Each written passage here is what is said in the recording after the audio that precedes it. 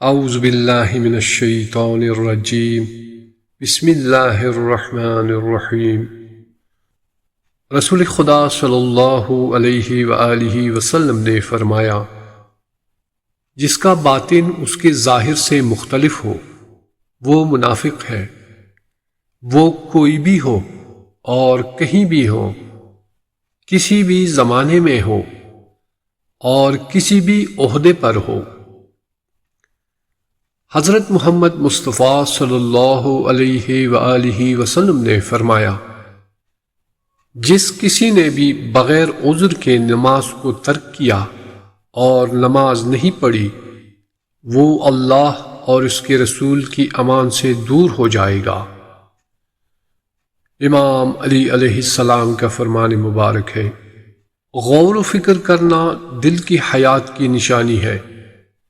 جو بصیرت رکھتا ہے یہ ایسی ہی ہے جیسے ایک راہ چلنے والا تاریکی میں نور کی مدد سے چلتا ہے، اور اچھے اخلاق اور بغیر رکاوٹ کے۔ حضرت امام علی علیہ السلام نے فرمایا، نماز خدا کے قریب ہونے کے دو راستوں میں سے ایک راستہ ہے۔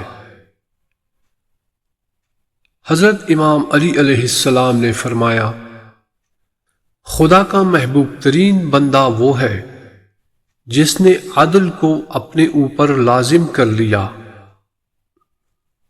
امام علی علیہ السلام فرماتے ہیں، اے مومن، یہ علم و ادب تیری جان کی قیمت ہے، لہذا ان کے حصول کے لیے کوشش کر، کیونکہ تیرے علم و ادب میں جس قدر اضافہ ہوتا جائے گا اتنا ہی تیری قدر و قیمت میں اضافہ ہوگا۔ حضرت امام زین العابدین علیہ السلام نے فرمایا، دوسروں کو اذیت نہ دینا عقل کامل ہونے کی علامت اور دنیا و آخرت میں آرام و سکون کا ذریعہ ہے۔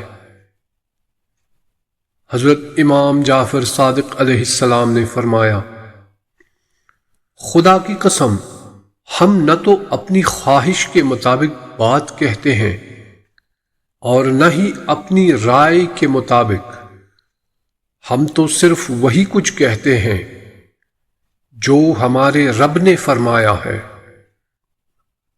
حضرت امام جعفر صادق علیہ السلام نے فرمایا، جو شخص کسی ضرورت مند بائی کو اللہ کی رضا کی خاطر قرض فراہم کرے تو جب تک وہ قرض اس کو واپس نہیں ملتا اس شخص کے لیے مسلسل صدقہ دینے کا ثواب لکھا جاتا رہتا ہے۔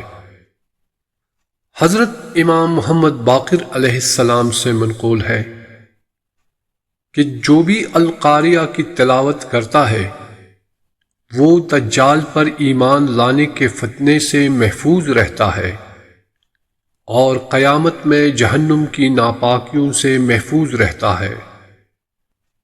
والدین کے لیے امام زین العابدین علیہ السلام کی دعا، خدایا میرے والدین کو میری پرورش کا عظیم اجر دے، اور انہوں نے میرے ساتھ جو اچھا سلوک کیا اس کا انہیں اچھا بدلہ دے، اور ان دونوں کو ہر اس چیز سے محفوظ رکھ جس چیز سے بچپن میں انہوں نے میری حفاظت کی۔ اللہم صلی علی محمد وآل محمد وعجل فرجہم۔